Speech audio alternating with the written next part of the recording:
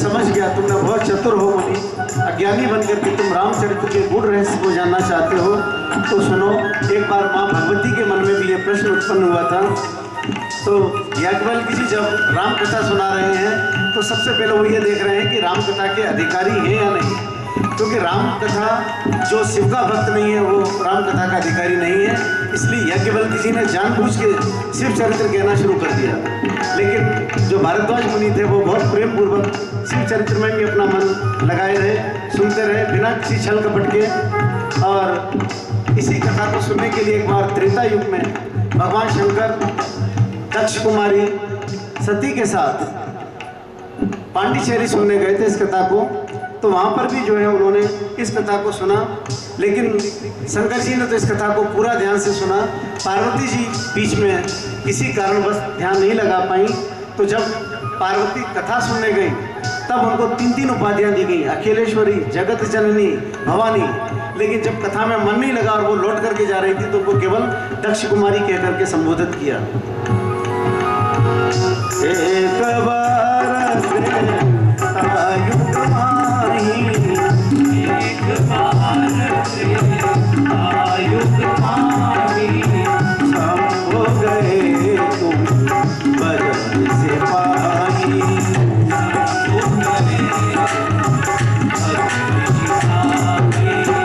संग सती जग जननी भवानी, सती जग जननी भवानी, पूजे विश्वेश्वर जानी, पूजे विश्वेश्वर जानी।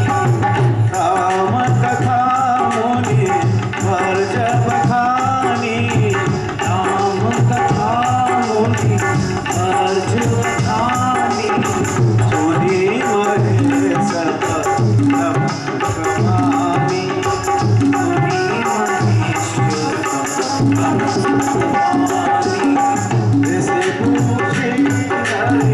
भगत सुहाई, ऋषि पूछी हरि भगति सुहाई, महिषा बोले कारी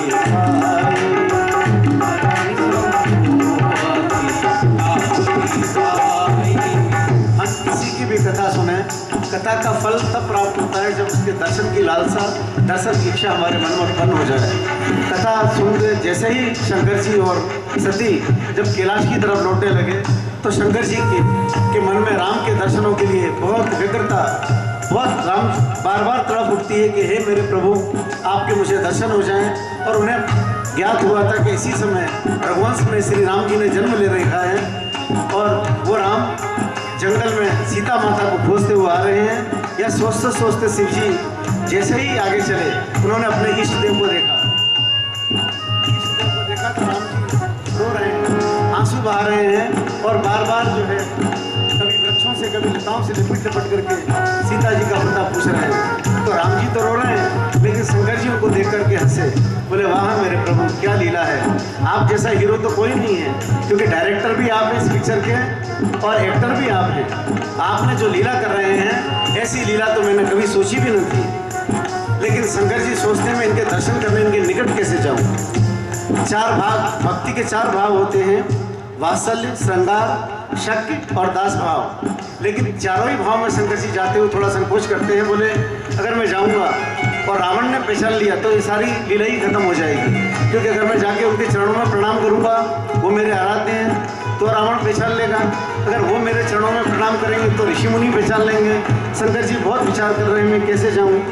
इधर शंकर जी जब राम जी के दर्शन की लालसा उनके मन में उत्पन्न हो रही थी, उसी समय सती जी ने जब उनको देखा तो बोले कि मेरे जो स्वामी हैं उनको पूरा जगत, पूरा विश्व उनका प्रणाम करता है, उनका नमन करता है, लेकिन ये किसका नमन कर रहे हैं। शंकर जी मनी मन जो है राम जी को प्रणाम किया और सच्चिदानंद भगवान कह करके उद्बोधन दिया। तो सती जी के मन में आई कि इनको सतीजानंद कह रहे हैं, तो साधारण मनुष्य हैं, अगर ये भगवान होते तो अपनी स्त्री की रक्षा तो करते कम से कम। लेकिन अब सती जी के मन में यहीं से जो है एक शक का बीज उत्पन्न हुआ। उन्होंने काफ़ी तरह से समझाया, शंकर जी ने बहुत प्रयास किया कि सती जी समझ जाएं, लेकिन सती जी नहीं मानती।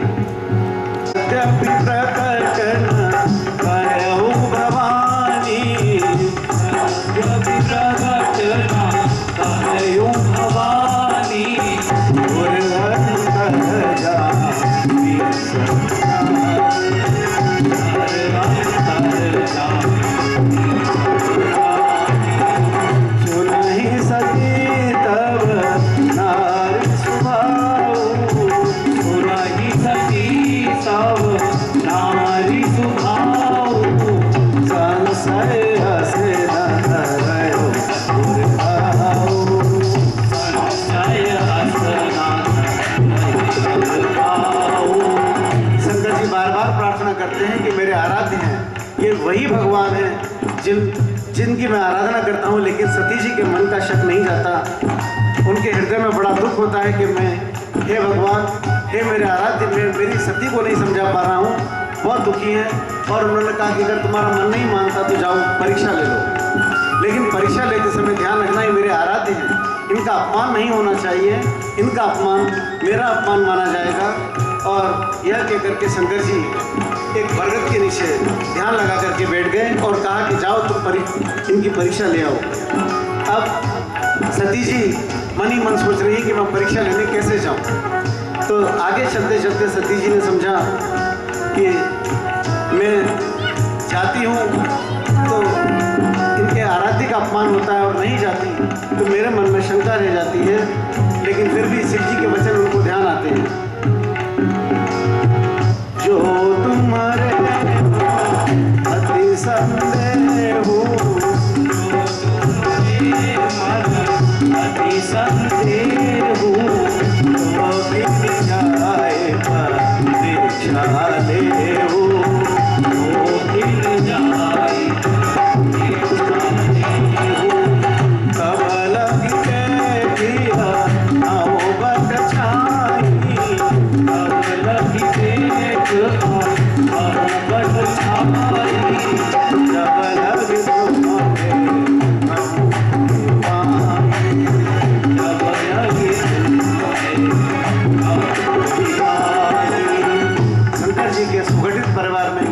टेंशन शुरू हुआ।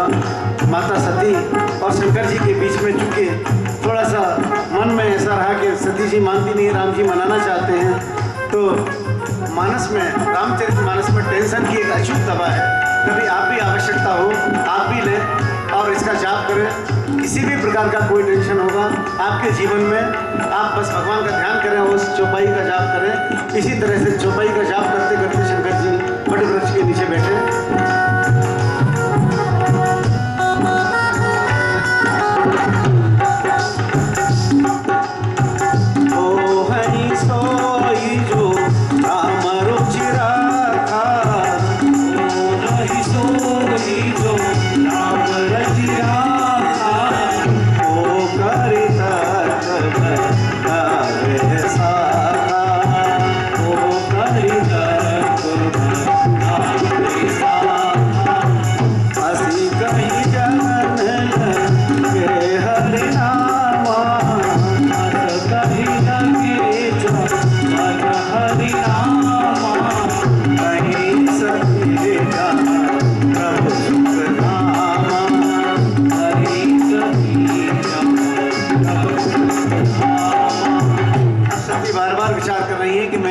कैसे परीक्षा लूं, और वो सोचती हैं कि मैं सीता माता का रूप धारण करके जाती हूँ, अगर ये राम होंगे तो मुझे पहचान जाएंगे कि ये मेरी पत्नी नहीं है, और नहीं होंगे तब भी पहचान जाएंगी। और इस प्रकार से सीता का रूप धारण करके सती आगे चलती है। पुनि पुनि हृदय विचार करे धर सीता करे रो, पुनि पुनि हृदय विचार करी धरि सीता कर रो।